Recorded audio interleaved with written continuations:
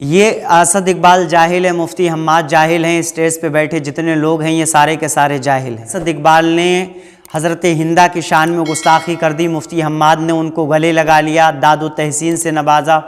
Stage کے اوپر جتنے لوگ تھے یہ سب نواز رہے تھے، یہ سب اندھے بہرے گونگے ہیں، ان کو نہ کچھ دکھائی دیا، نہ کچھ سنائی دیا، نہ ان کو کچھ سمجھ میں آیا۔ اور مفتی حماد جو مفتی بنے پھرتے ہیں اور پوری دنیا میں، پورے ہندوستان میں تقریریں اور بیانات کر رہے ہیں، ان کو بھی خبر نہ ہوئی، رک جا، ان کو بھی خبر نہ ہوئی کہ یہ کس شعر پہ کھڑے ہو کے داد و تحسین سے نواز رہے ہیں اور کیا جو ہے کہہ رہے ہیں، اسد اقبال نے کیا کہہ دیا۔ ان کو بھی یہ نہیں پتہ چلا کہ شعر کے اندر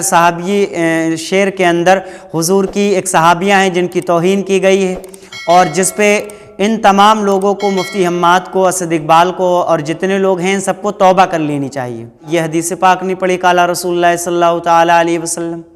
کیا خبر،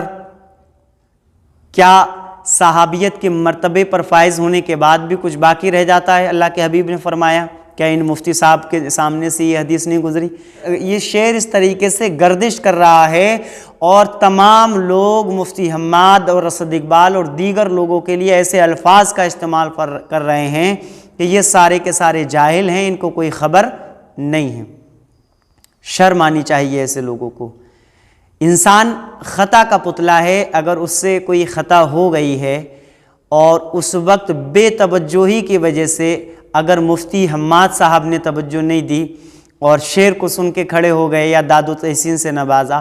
لیکن جب اس چیز کا اندازہ ہوا، اس چیز کے بارے میں ان کو ریئلائز ہوا، تو وہ لوگ جو ہے اس پہ اقدامات اٹھائیں گے اور توبہ بھی کریں گے انشاءاللہ۔ میں جانتا ہوں اپنے اہل سنت کے جتنے بھی علماء ہیں، جتنے بھی، اور اسد اقبال کا جو نام لیا جا رہا ہے ہندوستان کا سب سے نمبر 1 شاعر ہے اور پکا رضوی اہل سنت والجماعت ہے، اور سب سے اہم بات یہ ہے کہ وہ مجاہد ہے، پکا رضوی ہے، تاج الشریعہ کا وفادار اور عاشق تاج الشریعہ ہے۔ ایسے الفاظ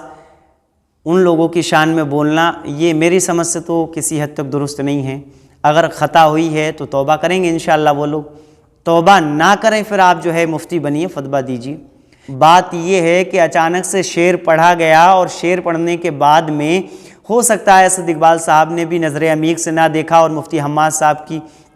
توجہ اس طرف نہ گئی ہو، اس وجہ سے یہ معاملہ ہوا۔ لیکن اب اس کو ہائی لائٹ بنا کر اس کو اس طریقے سے کریٹ کر دینا کہ یہ گستاخ ہیں، یہ ان کو جاہل ہیں، ان کو کچھ پتہ نہیں، یہ تو سراسر میں تو کہتا ہوں پھر یہ حسد ہے۔ لوگ حسد کی بنیاد پہ بھی ایسا کر رہے ہیں، یا تو حسد کی بنیاد پہ کریں گے اور یا تو پھر وہ لوگ جو ہے لا علمی کی بنیاد پر ایسے جملے استعمال کریں گے۔ کیوں؟ اگر علم رکھتے تو پھر کسی کے ایسے شعر پر ایک دم سے ایسے تلوار لے کر نہیں کھڑے ہو جاتے، بھئی پہلے اس سے رابطہ کرتے، اسے بتایا جاتا کہ آپ نے یہ غلطی کی ہے، یہ خطا ہوئی ہے، مفتی صاحب نے یہ غلطی کی ہے، آپ نے داد و تحسین سے کیوں نوازا۔ تو یہ تمام تر چیزیں جو ہیں جب ان کو بتا دی جاتی تو انشاءاللہ وہ لوگ اس سے رجوع کر لیتے۔ اب یہ معاملہ جو طول پکڑ رہا ہے نا، اس سے وہ رجوع بھی کریں گے، لیکن اس سے میسج کیا جائے گا کہ یہ اہل سنت والجماعت کے جو علماء ہیں یہ ایک دوسرے کے اوپر جو ہے لعن طعن کرتے رہتے ہیں۔